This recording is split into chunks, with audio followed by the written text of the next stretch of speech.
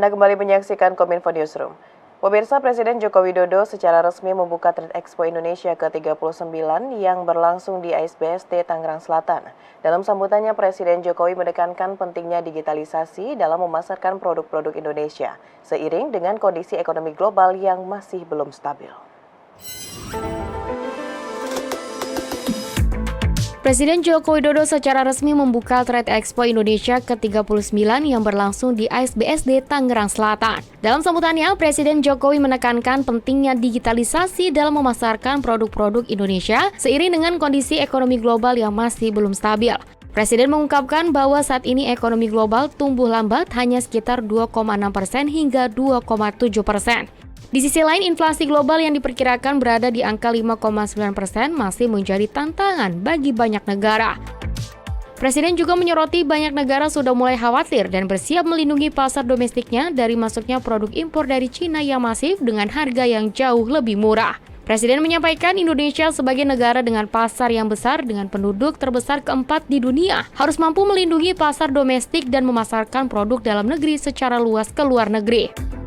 Presiden menuturkan pemasaran saat ini tidak perlu lagi menggunakan cara-cara konvensional tetapi juga harus memanfaatkan digitalisasi.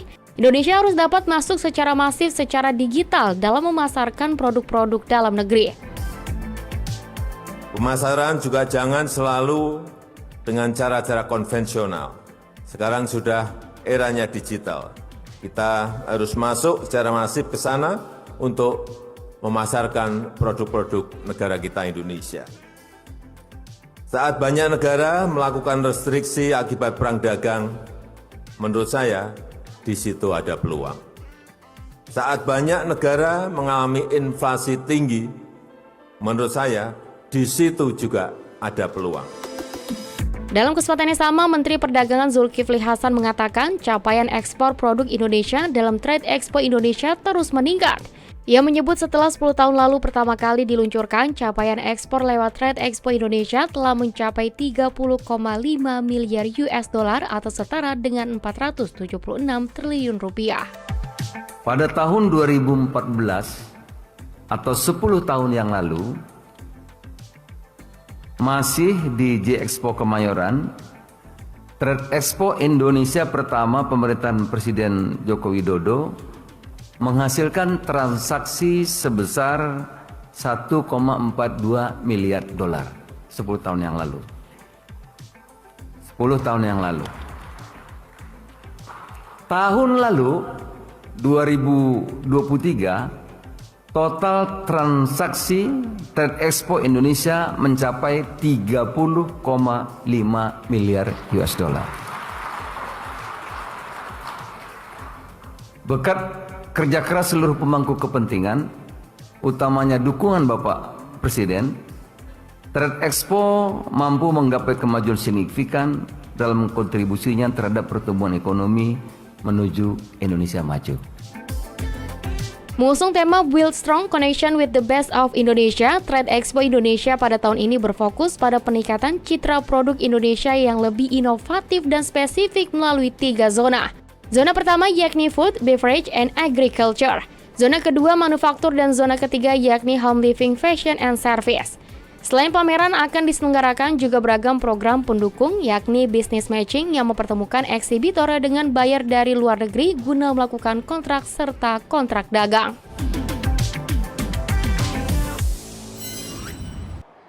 Menteri Keuangan Sri Mulyani Indrawati menyatakan Indonesia mampu menjaga perekonomian nasional dari berbagai gejolak dalam 10 tahun terakhir. Beberapa faktor pendukung yakni pembangunan infrastruktur dan konsistensi peran anggaran pendapatan belanja negara.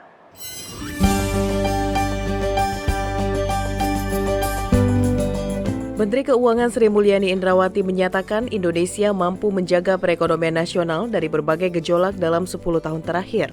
Pembangunan infrastruktur dan sumber daya manusia menjadi fondasi bagi ketahanan perekonomian Indonesia.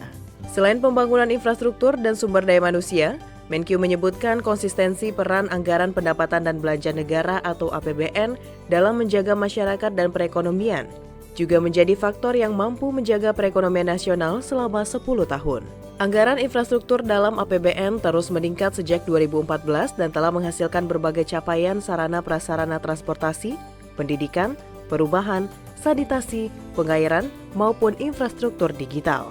Selain itu, resiliensi Indonesia juga didukung oleh hilirisasi serta kebijakan afirmasi di sektor manufaktur maupun sektor lainnya yang menguatkan neraca perdagangan dan transaksi berjalan sebagai benteng penting perekonomian Indonesia.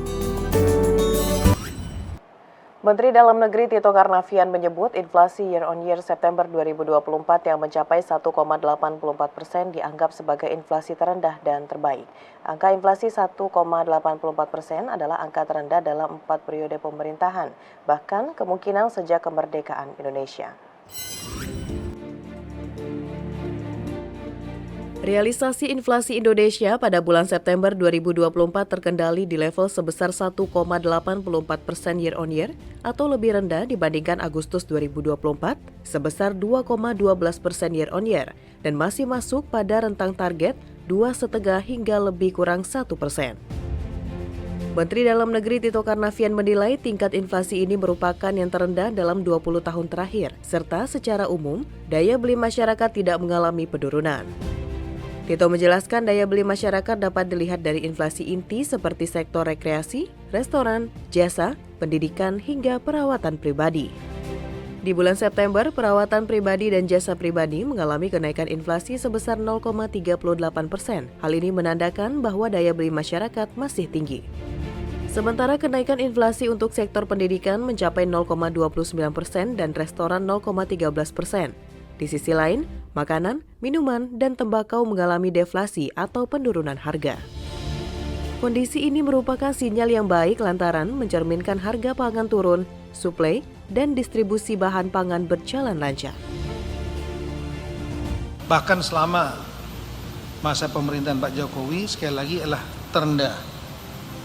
Dan dibanding masa pemerintahan sebelumnya juga terendah. Dan mungkin dari tahun 45 ini yang terendah. Tapi terendah yang baik. Kenapa? Karena yang terjadi penurunan adalah sektor pangan. Sementara daya beli masyarakat tetap meningkat karena ditandai dengan inflasi inti yang di luar makanan minuman itu terjadi kenaikan. Demand masyarakat tetap tinggi. Pemirsa, usai jeda pariwara, Kominfo Newsroom akan kembali dengan informasi lainnya. Tetaplah bersama kami.